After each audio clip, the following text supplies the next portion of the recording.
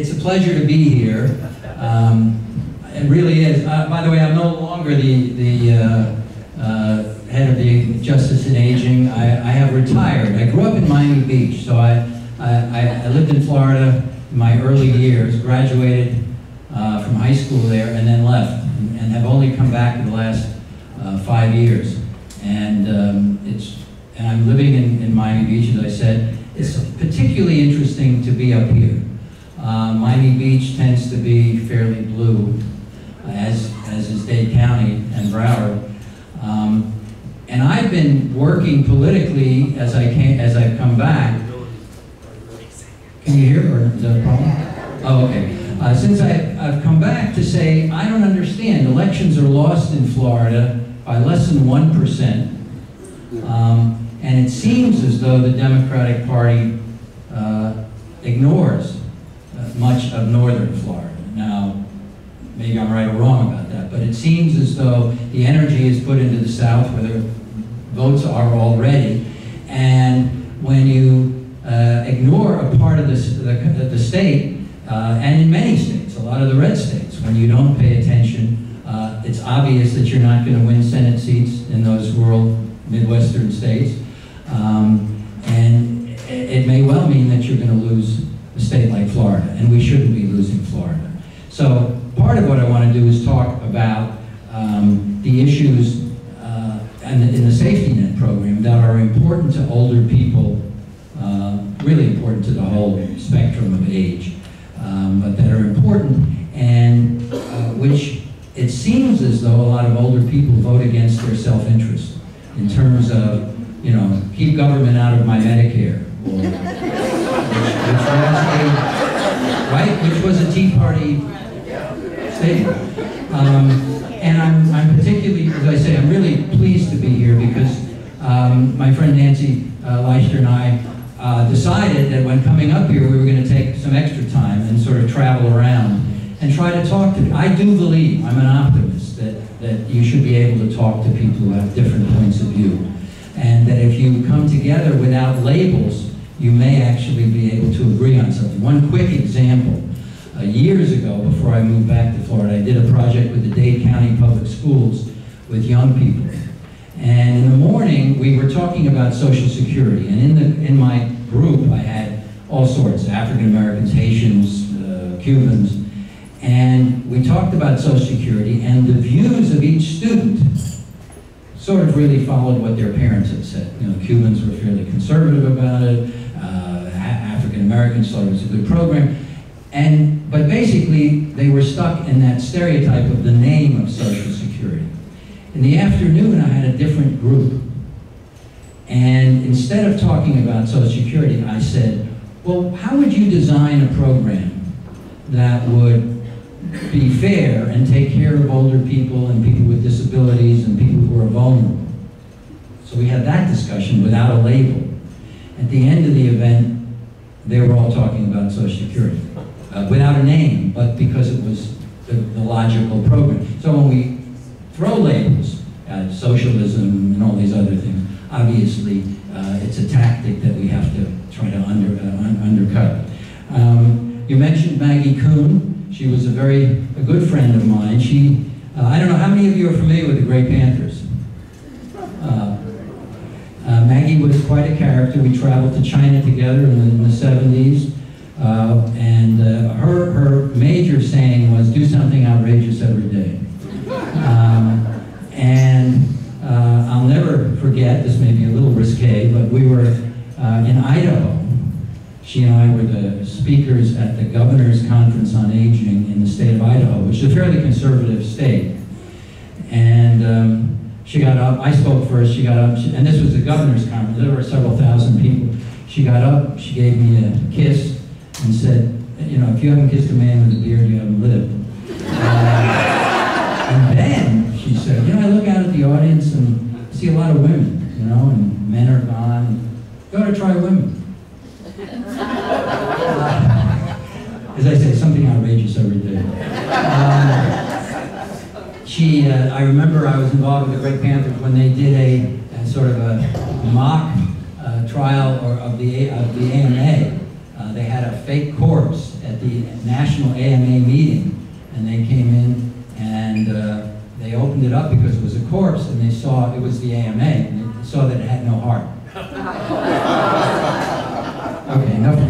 Anyway, so my experience, when I taught in New Mexico, we ran a rural clinic in northern New Mexico for low-income Hispanic and Native American elderly. So I've always had a soft spot, although I work really on the national level in Washington, etc., for rural issues and how the problems are exacerbated. I mean, whether it's transportation, whether it's the loss of health care.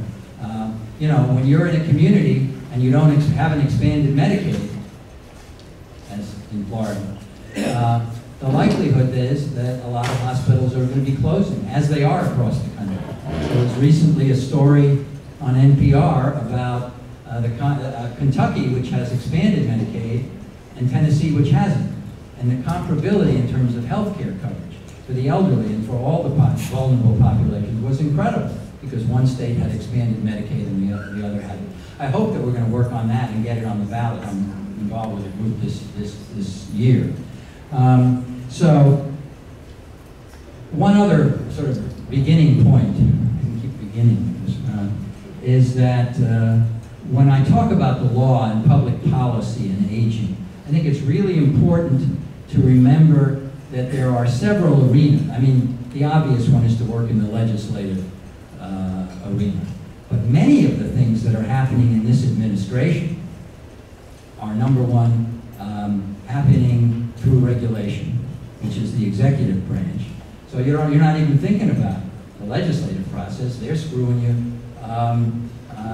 in the regulatory process. So there's the executive branch, there's the legislative branch, and of course there's the judicial branch. And if you want to be effective, ultimately, this is what I would teach law students, you know, how do you actually succeed? You got to worry about each of those and how they interact. So that's sort of the three areas of advocacy. Obviously, when you're a citizen, you're mostly involved in the legislative process, but you need to, and regulatory. And then there's, of course, the federal issues and the state issues. A lot of stuff is happening on the state level. You know, you vote to allow felons to vote, and then you find out that by regulation or by legislation, that's been, in essence, changed. And I know there's litigation about that. Let me give you one example of how this interacts, because one of the other things that I've said to advocates is, how do you measure success? We won a case, we were involved with Ruth Bader Ginsburg in a lawsuit called Wiesenfeld, challenging the fact Social Security did not have a widower's benefit years ago, because it was based on traditional family style. So you had a widow's benefit if the man was working and passed away, and there were children in the custody of the wife, the widow. Well, then there was a Social Security benefit for her. There was no widower's benefit. We filed a lawsuit along with Ruth Bader Ginsburg's Civil Rights, Women's Rights Project, and it was the case was called Wiesenfeld, and basically said that this is unconstitutional. You're devaluing the work of women, and that was successful, and we were all very excited. And about 6 months later, I was sitting in a U.S. Senate hearing next to Mr. Wiesenfeld. We were testifying about some of these issues. And he turned to me and he said, you know, you guys won that case 6 months ago, and I'm still not in the computer. So the interaction between, you know, my mother was proud of me. You know, she was, you know, in her condo in South Beach, telling all her friends. But it didn't mean a hill of beans to Mr. Wiesenfeld until we actually followed through in the regulatory and statutory process. That's sort of the interaction of all of those. Let me go through some of the, one other thing. Since I moved back to Florida, I'm involved with a group called the Florida Health Justice Project, which is focused on vulnerable issues in healthcare, not just seniors, but is involved in the effort to get Medicaid expansion on the ballot. And one of the things we looked at was why Florida? How do we, because we were trying to look for funding, we needed to go to national funders if we wanted real money. basically we said, Florida is not just another state. It's a state, as again, I'm preaching to the choir here, where elections are won or lost by less than 1%, where there's a giant number of seniors, where Medicaid has not been expanded and people are really vulnerable. And you all, you national funders, should be looking to try to make Florida an example and really part of a Southern strategy. I mean, when you're in Louisiana, Mississippi, I went to college at Tulane, so I have a feel for some of the stuff. Although New Orleans, like Miami, is very different from the rest of the state. So that's why our pitch, and it's been successful in getting national funding, because Florida is so critical. And again, I have to say I'm really impressed with the stuff you're doing. And I'd love to continue to be involved if you have any interest or desire or whatever.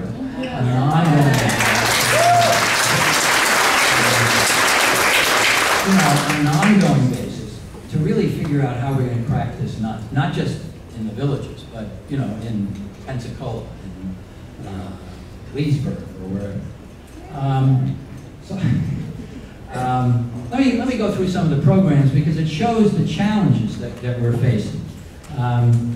Let's talk for a second about Social Security. You all are generally familiar with it. 62 million beneficiaries nationally. 46 million of that are retirees. 40% of Social Security recipients rely on Social Security for 90% of their income. So it's a critical program to many, many people.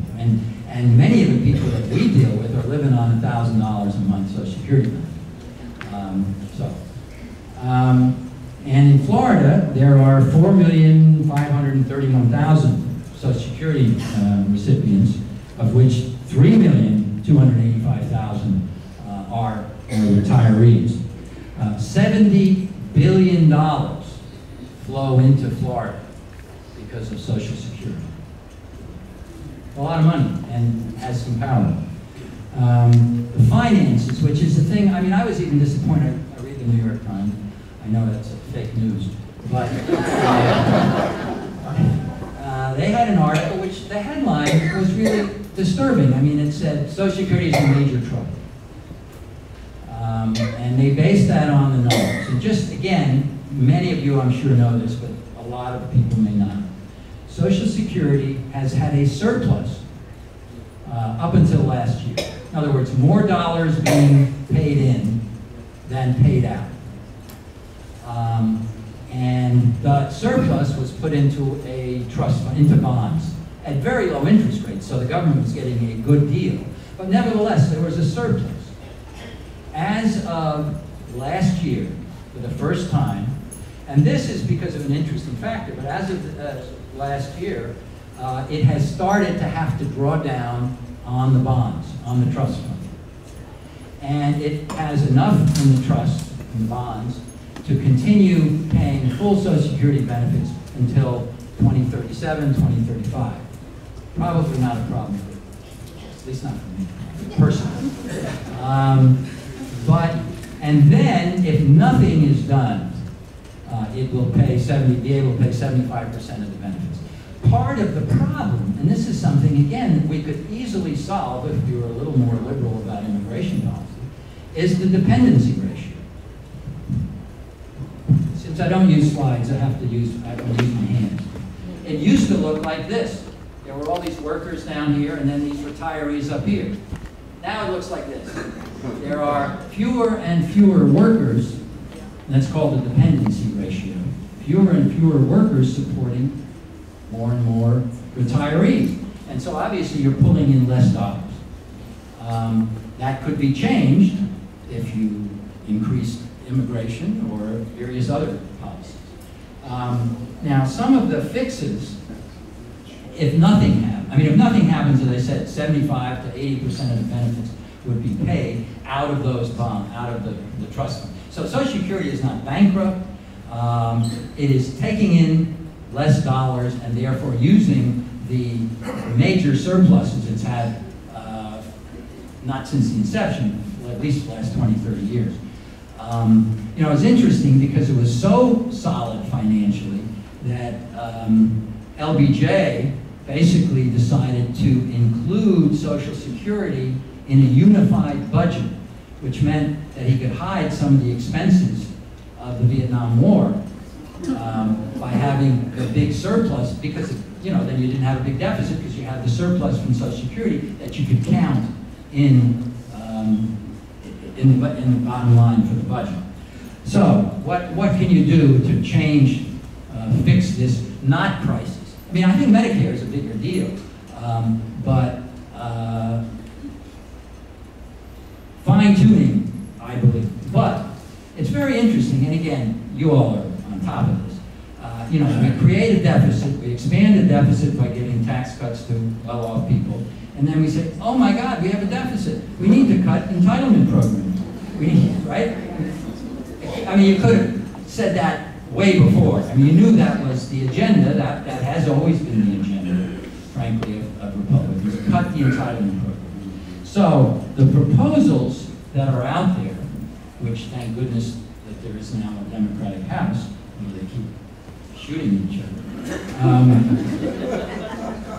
is to, one simple one, they think, is change the cost of living to something called the Chained Cpi, if you ever hear this term.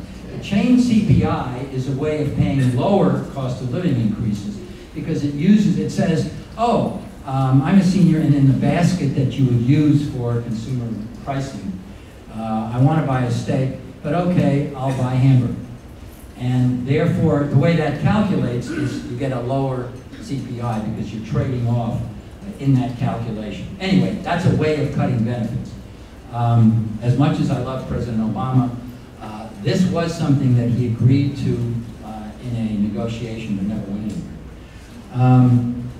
Raise the retirement age to 70. Lots of data says people are living longer, looking healthier, and playing golf, and riding golf carts. How many have golf carts? You know, there was an article in that fake news newspaper, I think last week, about golf carts in the villages. I don't know if any of you saw it. Anyway, raise the retirement age to 70, which would in essence mean that if you wanted to, and allow people to retire at 62, that would reduce the benefit at early retirement, just by the way they calculate it. But more importantly, again, the people I work with, or did work with, I'm still care, you know, are low income. And if you're a hod carrier, or a bricklayer, or a laborer, or a blue-collar worker, the difference between, you know, retiring at 62 or 63 and retiring at 70 is a big deal. I mean, I'm 76, and I'm a lawyer, and I get to pick and choose what I want to do, and it, you know, wouldn't probably hurt. I mean, it probably wouldn't hurt me. But when you think about the real blue-collar workers and how they would be hurt by that proposal, it's really unbelievable. The third thing is to cut. These are the cuts, because we need to balance the budget on this side. Cut Social Security disability benefits, and by doing that, of course, you would. It's very hard. I don't know if any of you know people who've gotten onto Social Security disability. It is very difficult. I mean, you have to be able not to do any job, any place in the economy to qualify for Social Security disability. But cut those benefits. Of course, people are going to retire earlier, etc. There are a lot of consequences. So those are the three proposals. Then it is increase revenue, which we would, and I would, which is raise the cap. You all agree. Which seems absolutely logical. There are numerous corporate executives who finished paying their Social Security taxes on January 5th. And now I think it's 130,000, or maybe it's gone up. That's where the cap stops. That's one that I think all of us, a lot of us support. The other would be to raise the Social Security payroll tax. And the proposal that I've seen is raise it from 6.2 to 7.4. There are other ideas, you know, municipal employees. I don't know if any of you were municipal employees or teachers. A lot of programs are not, or were not included in Social Security. You could, I mean, maybe there'd be an uproar about it, but you could include some of those employees. And then, of course, you could also increase the dependency ratio by having more workers. Would be another proposal. House Bill 1902, which is the Social Security Act, would start payroll taxes over $400,000, would raise the rates, and would cut taxes on Social Security benefits, but and increase the minimum benefit. You know, there is a minimum benefit under Social Security work. So those are the proposals. I have someplace here, and I'll hopefully somebody will let me know about my time. I tend to go on. I got a lot of inconclusions to say, so that gives me extra. That President, I can't even say the word.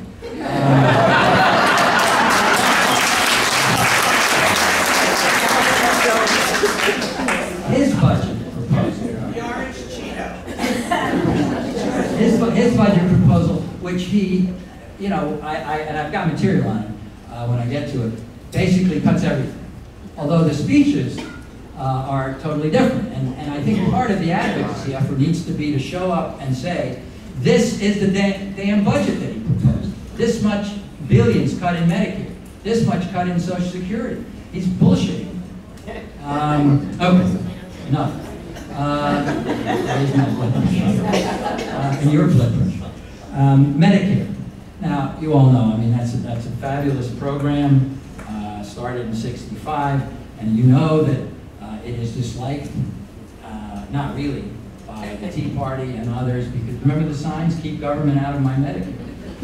The disconnect between seeing that this is a government program, socialism, and not really, but whatever, who cares what the name is obviously really important. There are 4 million Medicare beneficiaries in Florida. Part A is solvent until 2026, and then it would only be able to cover 91% of the cost. So it is in more trouble than Social Security. The life of that solvency was increased by the ACA about 10 years by various proposals that are in the ACA, which, as you all know, in the Texas case, is under challenge, and which, for maybe the first time ever, the government is challenging its own statute. Right? So the plans to fix Medicare, again, because we have this horrible deficit and we need to fix it, are to privatize Medicare, to create a voucher program. So we'll give you a voucher, and you can use it in the private sector wherever you want. The fact that cost of living goes up, that the expenses go up, that the deductibles go up, that doesn't matter. Use your voucher, and you pay the rest. So that's the basic proposal. They want to raise the age to 67. I think there's some similar concerns again about working people, and obviously that would increase pressure on the disability program, which they want to cut, because people would be going on disability. There is a proposal, which I gather the courts have now held that Trump's proposal about rebates, which was in the drug program. I mean, there are clear things to do, which would be to negotiate drug prices, right? The VA, I'm sure you're aware, the VA negotiates drug prices on behalf of beneficiaries. If Medicare did it, you would have obviously a whole different picture in terms of costs. We need to expand Medicare, not contract. We need to have vision coverage, dental coverage,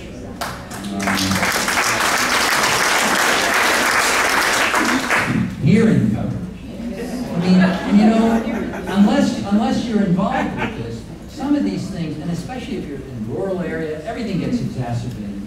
When you know that, for example, I use the example of podiatry. If you can't bend down and cut your toenails, at some point you can't walk, right? I mean, and each one of these things, in terms of the impact on nutrition, nutrition if you can't see the labels, if you can't. There's all kinds of conflicts that are exacerbated by some of these lack of coverage. So obviously we need to expand it. Given the Democratic House, I don't think any of these things are going to, I mean, either way are going to happen because of the Republican Senate, unless we get out there and get Missouri. Your sister's from Missouri. She's going to change it in Missouri, right? Medicaid. Now, you know, when I speak to groups, again, this is a much more sophisticated group, but when you talk to senior groups that I've done in Miami, they don't know what Medicaid is, number one. And number two, they think it's a program for poor people of color. The vast majority, which of course automatically makes it something questionable. The reality is that 60 to 70% of the Medicaid dollars, well, let me ask you this, where do you think long-term care gets paid for? By Medicaid. In-home services. Medicaid. So that, you know, Medicare doesn't cover those. There's really no long-term care coverage which ought to be in Medicare, ought to be generally available. But Medicaid is what pays it, and it pays it for older people and people with disabilities. 16% of the Florida population is covered by Medicaid. Could be significantly better if we actually expanded Medicaid. There are waiting lists for all services under Medicaid. Justice in Aging has filed a lawsuit against the state on behalf of these waiting lists. And we're going to see where that goes because of not having expanded Medicaid. 1 in 9 adults in Florida is covered by Medicaid. 4 in 7 nursing home residents are paid for by Medicaid. And 2 in 5 disabled people are covered by Medicaid. So Medicaid brings in Florida $23 billion. Would significantly increase, obviously, if Medicaid were expanded. And 90% is paid by the feds. When our former, can I say crook governor? Who now, guess what, is in charge of health care reform.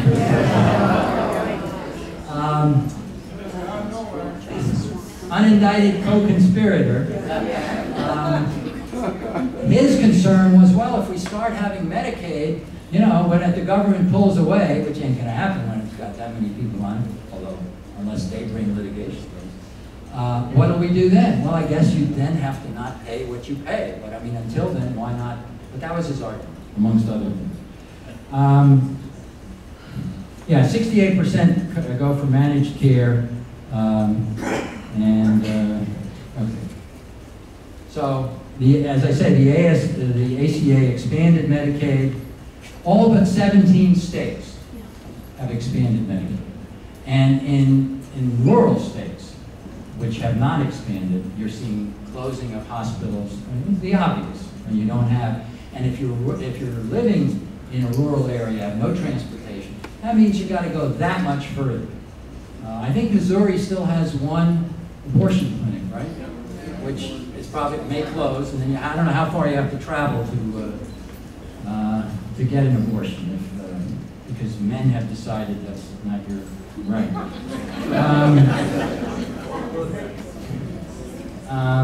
So let me see.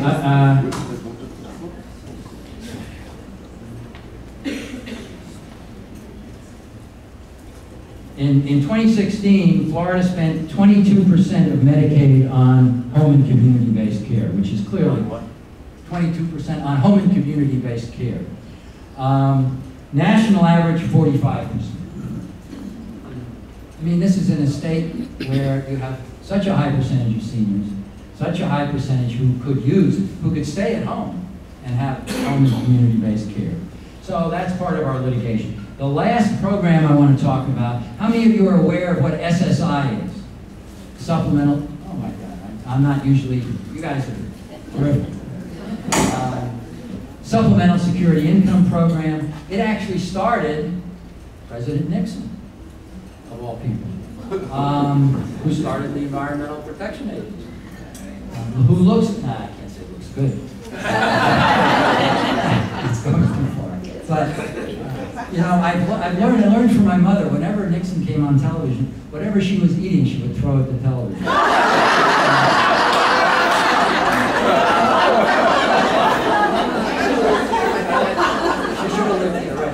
She wouldn't mind. But now my problem is when he comes on, I have to turn off the sound. If I'm watching it. I mean, because I'm alone in my condo on the end, and I'm screaming. Anyway. All right, so the Supplemental Security Income came in 1972. It's a welfare program for aged, blind, and disabled individuals, and has very rigorous limitations. It provides, how much? $750 a month to live on. And that $750 is reduced by, should you have a small Social Security benefit, or a railway retirement benefit, or a VA benefit. So there's a disregard, a $20 disregard. So you could end up with $770 if you have other income. Many states, blue states, have supplemented SSI. So New York, California, various states add to the SSI benefit. Does Florida? No.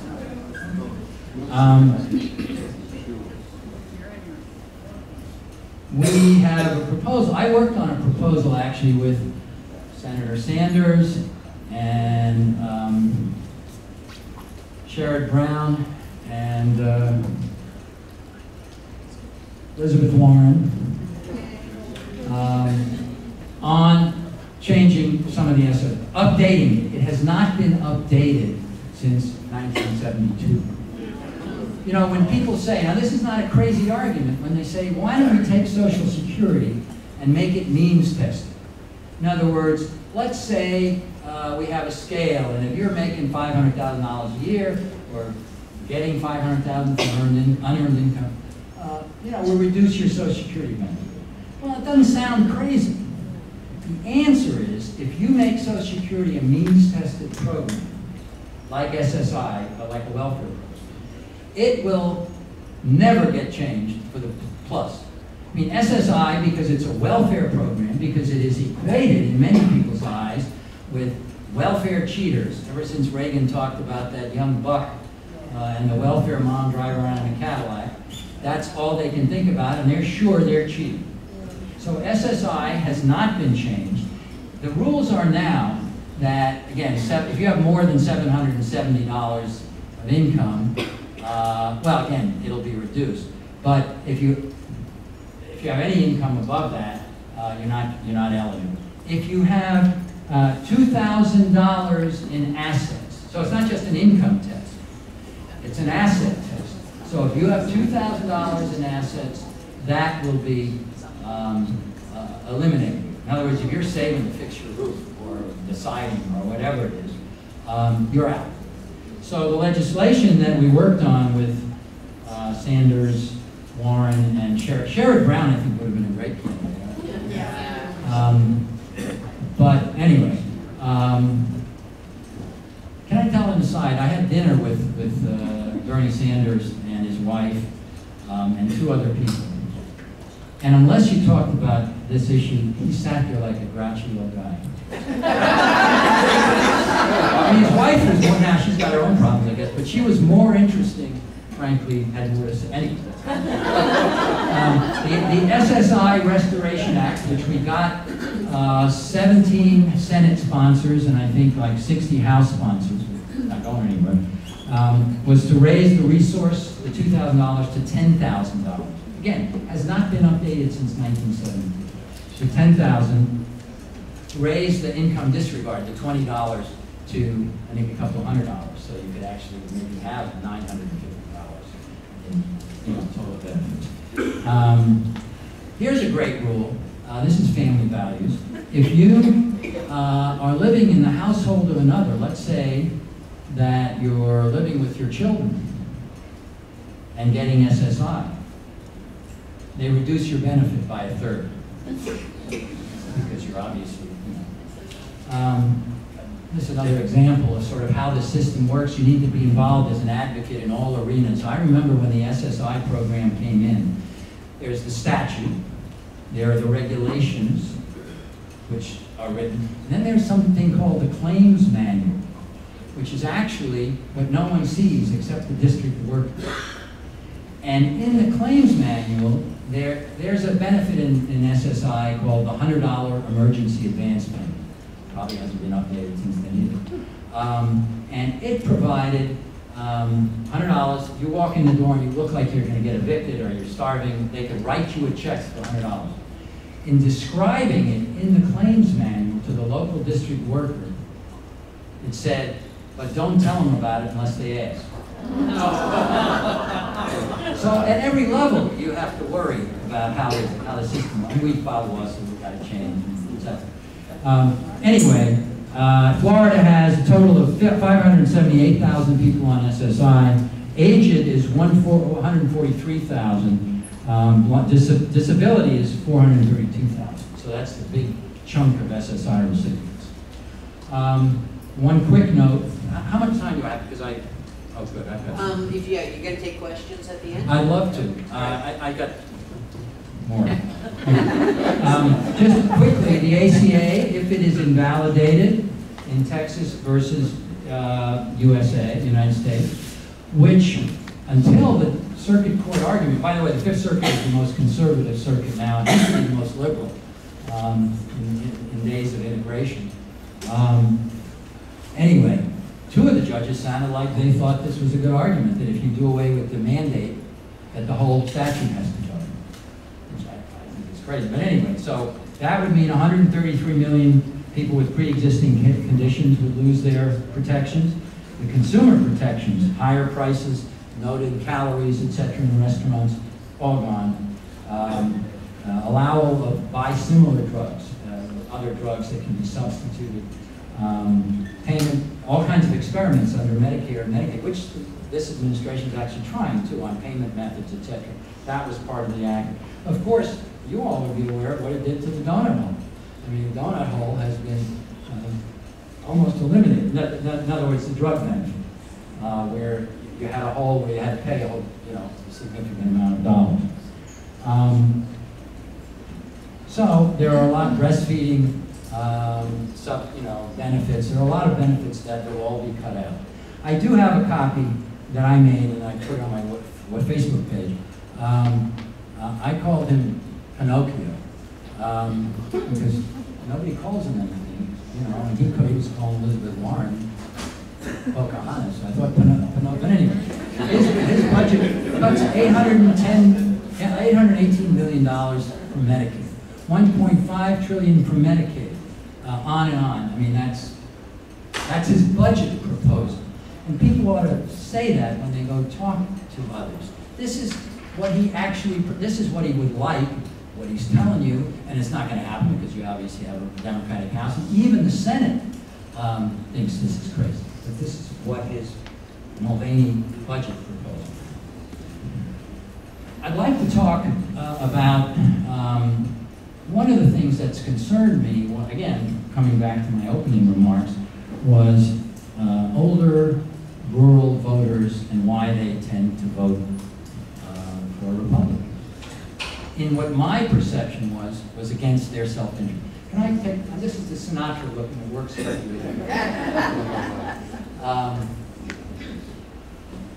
So I said, I don't understand. They're voting against, Medicaid, they're voting against Medicare or cuts, etc.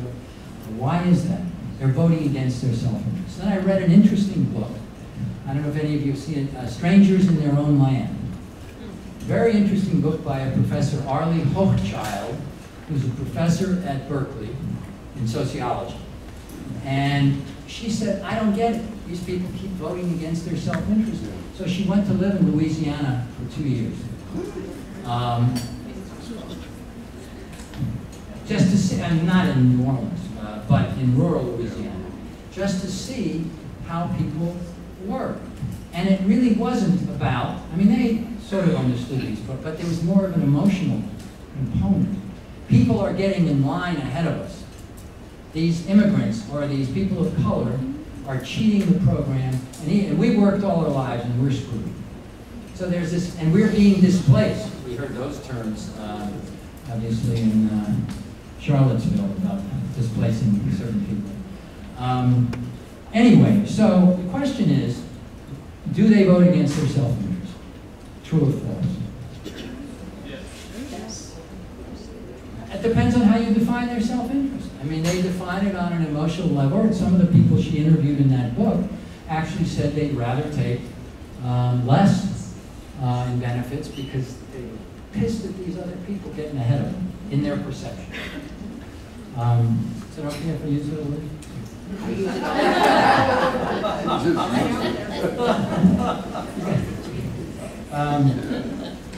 So it can't, you know, I started thinking, I'm sure you all have thought this too, you know, Florida is lost by less than 1% in many, I mean, Gillum was here, and you know, and the Senate race, and that's happened continuously.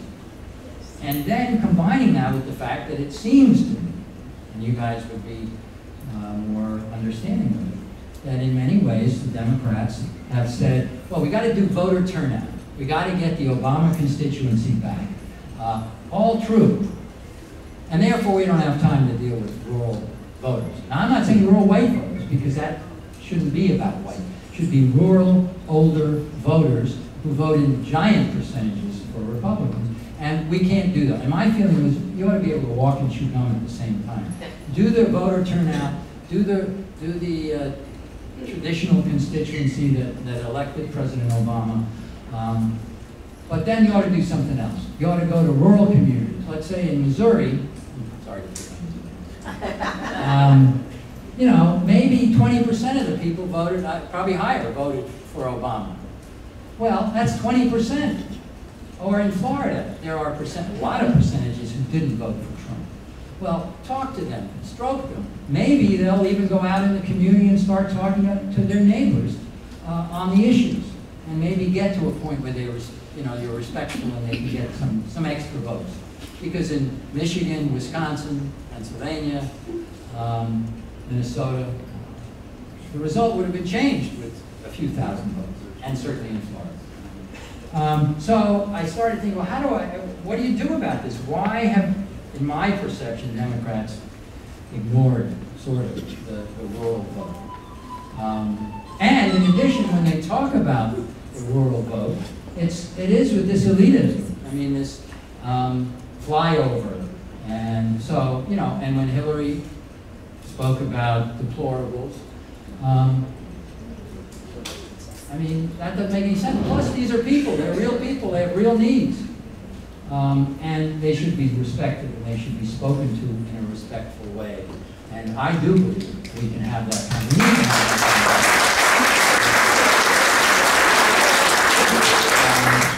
So, is there an approach? Is there a messaging frame where we can start? And are there messengers? Okay. And you all, I've heard that you all are lots of volunteers. We need to get up to Northern Florida. We need to, you know, go to, I don't know, Pensacola or whatever, Ocala, Bushnell, all these places, and start respectfully talking about commonality of interests. Trump got 71% of the over 45 white, non-college educated vote. Now that means he didn't get 29%. And they need to be cultivated, and maybe you'll get 5% of the 71%, and that would be the difference. So I think there is a nostalgia that people have, the fear that, you know, it's interesting. How many people think that the majority of welfare benefits, SSI, Medicaid, other welfare, food stamp programs, go to people of color? You guys are too good. Most people, most benefits go to white people. Yeah. I mean, a larger percentage, perhaps, of people of color within the group get those benefits. And there are a lot of reasons, historically, the redlining and all the rest. But the vast majority go to white people. But the perception, if you ask the average Republican, the perception is it goes to people of color. It still is Reagan, Are you coming to get me? Well, I'm being very subtle about it. So, all right, I gotta go through. So, there are a lot of issues, I think, that bother them, affirmative action. And speaking about, you know, I mean, I agree that I don't think an African-American doctor's son should get preference to go to college. I think it's another conversation, but I think there should be retribution for the redlining, for a lot of things that we resign. But these people fear the globalization. If you watch Fox. No, but you know, every 10 minutes there's something to be afraid of. And if you, which is, you know, my parents were refugees from Berlin, from Germany left in 39. That is what Hitler did. You know, be afraid, and they did it. And that, unfortunately, is what we're seeing. So we need to figure out a way to get past that fear. It seems to me that we need to respect individuals. I think much of the policy agenda, once we get to a discussion, earned income tax credit, increase the earned income tax credit, that's for working people. I mean, people would agree with that. When we talk in rural areas, we shouldn't really talk about white older voters, talk about older voters, older vulnerable voters. So we need to watch buzzwords. Racism is a divide. And by the way, racism exists still. And it was used by Nixon and others to divide. Bobby Kennedy, on the other hand, created a coalition in their material that we could provide, where he created a coalition where people realized that they're playing us. They're making us hate these people, whereas if we got together, we'd be really strong. Because we have the same damn issues, right? We want to raise our kids. We want to have an education. We want decent health care. I understand you don't have to have Cadillac health care, but you need decent health care. We care about those things together. But the principle is to divide us on race and on outsider and somebody coming in to take things away from you. 3 more minutes. You're good. You're not even saying anything. I think I've probably said all this. And in conclusion, so the issues, I think, should be minimum wage, expand earned income tax credit, child care. I mean, you don't even have to give people the benefit, just create good child care programs so that the mother can go out and work.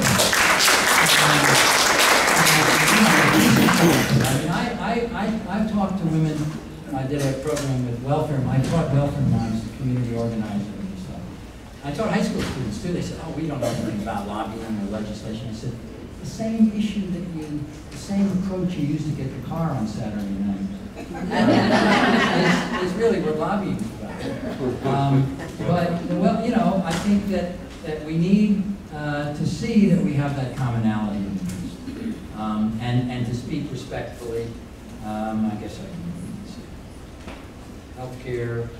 Again, a lot of stuff that are being now. I think the Democrats, Amy Klobuchar, has got what's the name of the project? Oh, no, it's Heidi Heitkamp. Huh? Heidi Heitkamp. Oh, okay. One country. One country, which is about focusing on the needs of rural, not elders, but rural individuals. Because clearly it's worse for them.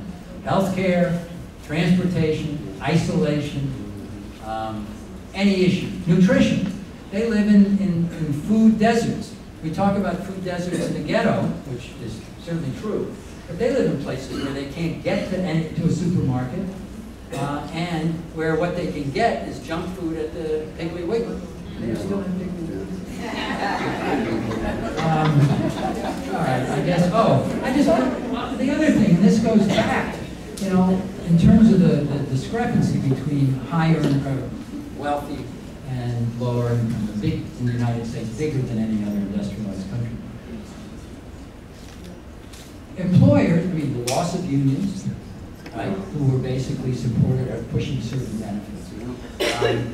The loss of defined benefit plans. I mean, I taught at the University of New Mexico. I've got a pension, an actually defined benefit.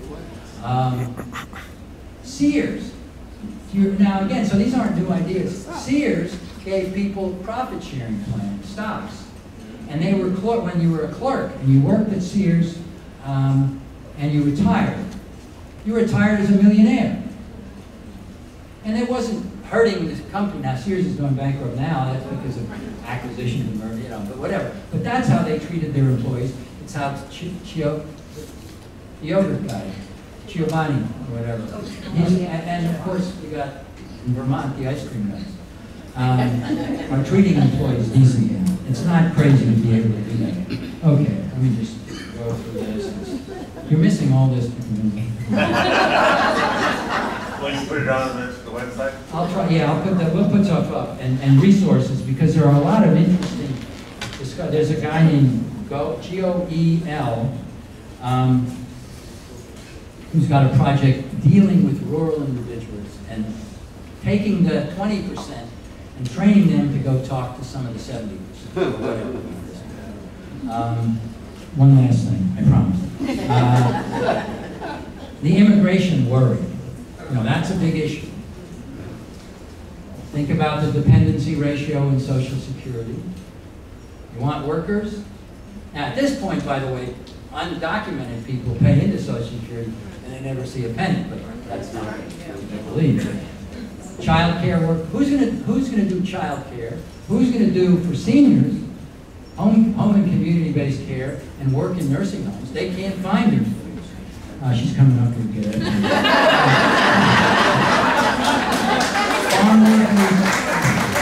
Farm workers, and there are stories, which is really fascinating, about rural, failing communities that have opened themselves to immigration. And schools that were closing are now revitalized. Downtown is now revitalized. They haven't taken jobs. You know, I saw something on Facebook that said, I haven't seen an American farm worker say, oh, they took my job. You know, they're taking my job, agricultural work. But basically, they're revitalizing these communities. Okay, I'll show